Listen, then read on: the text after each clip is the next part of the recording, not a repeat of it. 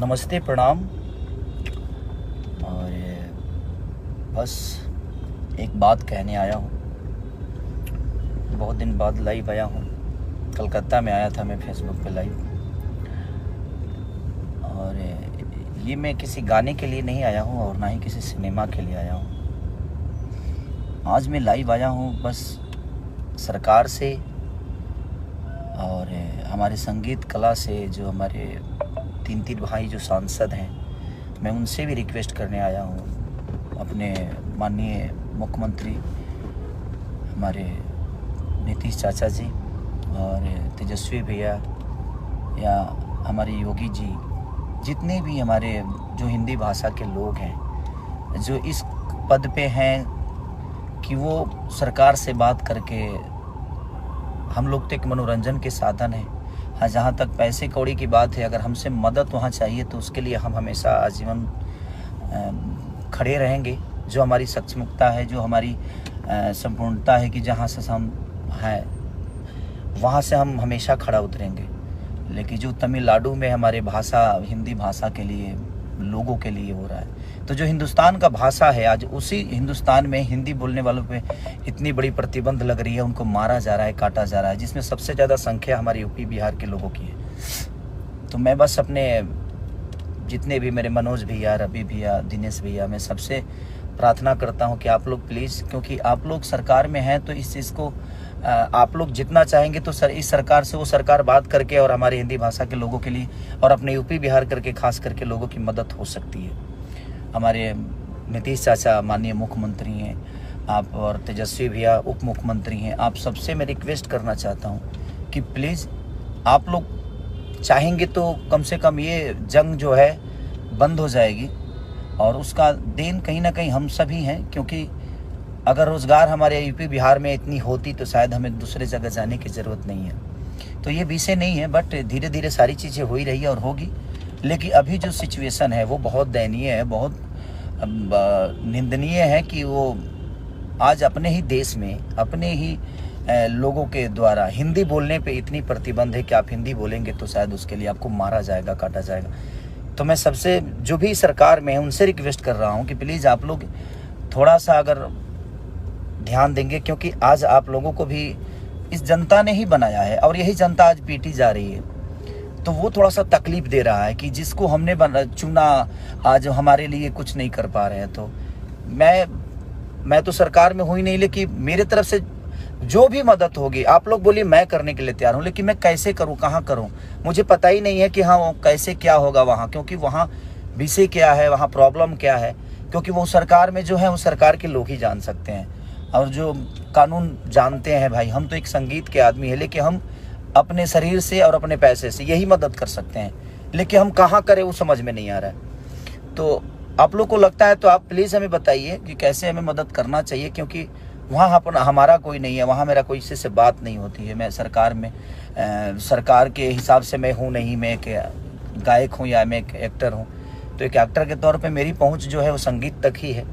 और हाँ, बिहार में चीज़ें होती, यूपी में होती तो मैं समझ सकता था कि वहाँ पे मेरे अपने लोग हैं और वहाँ मैं अपनी चीज़ों को पहुँचा सकता था, लोगों का हेल्प कर सकता था। इनकेस की दिल्ली तक, दिल्ली, कलकत्ता, यहाँ भी लोग हमारे अपने हैं, मुंबई हैं, तो जहाँ पे हैं वहाँ पे हम सक्षम हैं, जो वहाँ पे किसी की मदद मुझे नहीं लेनी पड़ेगी। लेकिन जहाँ पे मेरे लोग नहीं हैं, जहाँ पे हम कभी गए नहीं, तो तमिलनाडु में जो भी चीज़ें हो रही है, मैं सरकार से रिक्वेस्ट कर रहा हूँ, अपने बिहार सरकार से, यूपी के सरकार से, कि प्लीज़ आप लोग थोड़ा सा आगे आकर अब उन भाइयों का रक्षा प्लीज़ आप सब करिए। और हमसे भी जो हो सकता है आप हमें गाइड करिए, हम करने के लिए तैयार हैं, क्योंकि जिन्होंने हमें भी बनाया और आप सबको भी बनाया, ये सरकार अगर बनी है, चाहे यूपी की सरकार हो या बिहार की हो, ये कहीं ना कहीं हमारी जनता के बदौलत बनी है। उन्होंने आप सबको चुना और आज वही पीटे जा रहे हैं और अपने ही देश में पीटे जा रहे हैं। तो इस पे मुझे लगता है कि ये संगीत से और एक इंसानियत से बढ़ की चीज़ें है कि हमें लगता है कि एक इंसान होने के नाते हम सबको आगे आकर और इस मुद्दे पे बात करनी चाहिए और जो भी प्रॉब्लम में है उनका हेल्प करना चाहिए।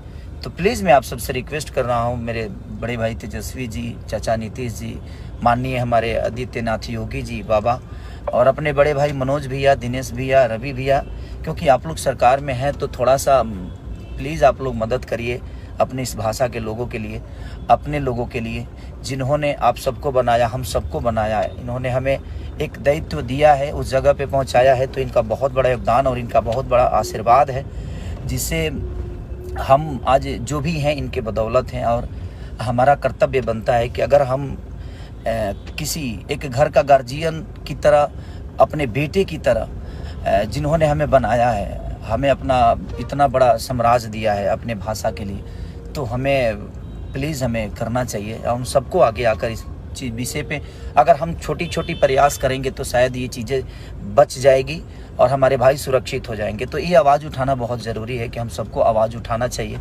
और जितना मदद हो सके हम सब एक दूसरे से मिल के करना चाहिए। हाँ, जहाँ संपर्क आपका है वहाँ आप हमें बोलिए, हम आते हैं। जहाँ संपर्क मेरा होगा वहाँ पे मैं खड़ा हूँगा और आपको बुलाऊंगा कि भैया हाँ यहाँ मदद हो सकती है, यहाँ पे हमारे से अपने लोग हैं। तो मेरा ऐसा कुछ है ही नहीं वहाँ पे। तो मैं प्लीज़ जिसका भी संबंध है प्लीज़ आप लोग बताइए ताकि हम मदद कर सकें। हमसे जितना हो सकता है मैं कोशिश करूँगा। और मैं अपने सारे भाइयों से कहना चाहता हूँ जो इस कद पे हैं, पद पे हैं, जो इस चीज़ को समझ सकते हैं और जो वहाँ तक अपनी बातें पहुँचा सकते हैं, वो डायरेक्ट सरकार से बात कर सकते हैं, क्योंकि उनकी वो क्षमता है। हमारी क्षमता तो वो नहीं है कि मैं सरकार से डायरेक्ट बात करूँ। और हाँ, जहाँ मेरी है क्षमता, मैं अभी अपने बड़े भाई मंत्री माननीय जितेंद्र भैया को भी मैंने कॉल किया था कि भैया आप लोग प्लीज़ इस पे, और वो बहुत सक्रिय है, बोल रहे हैं कि हाँ भाई हम लोग आगे कर रहे हैं, चल रहे हैं। तो मेरा संबंध जिससे है मैं कोशिश कर रहा हूँ कि उनसे अपनी बातें कर रहा हूँ। तो प्लीज़ आप लोग भी जहाँ भी हैं, जैसे भी हैं, जितना भी हैं, तो ये जो हो रहा है वो ठीक नहीं हो रहा है। तो प्लीज़ आप लोग थोड़ा सा कोशिश करिए कि ये चीज़ें दोबारा ना हो। और अपने देश में रह के भी अगर अपने भाषा के बोलने पे प्रॉब्लम है तो फिर उसके लिए मैं क्या बोलूँ, कैसे बोलूँ, राजनीति मुद्दा है क्या है नहीं पता मुझे, लेकिन मानसिकता कितनी घटिया है जो अपने राज्य में भी, अपने देश में भी हम अपनी चीज़ों को नहीं बोल सकते। अब हम बिहार में रह के भोजपुरी नहीं बोलेंगे तो क्या बोलेंगे भाई, हमारा राज्य है वो। और हम इंडिया में रह के हिंदी नहीं बोलेंगे तो हम क्या बोलेंगे।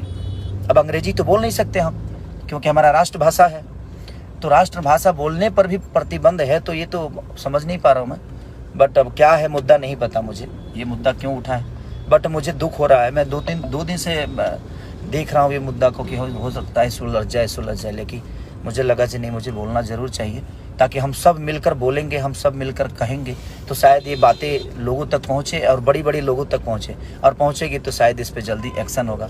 तो प्लीज़ मैं सबसे रिक्वेस्ट करना चाहता हूँ, जो भी हमारे मुख्यमंत्री हैं बिहार के, यूपी के, सबको मैं बोलना चाहता हूँ कि प्लीज़ आप लोग ज़रूर इस पर, ये सीरियस है और ये सीरियस है और ये बहुत ज़रूरी है कि जब हमारे लोग ही नहीं रहेंगे तो हम कहाँ रहेंगे। तो पहले उनको बचाना बहुत ज़रूरी है। थैंक यू सो मच कि आप, और जो भी है आप प्लीज़ शेयर करिए ताकि ये चीज़ें बाकी लोगों तक पहुँचे, और पहुँचे तो शायद इस पे एक्शन बहुत जल्दी ले। Thank you so much.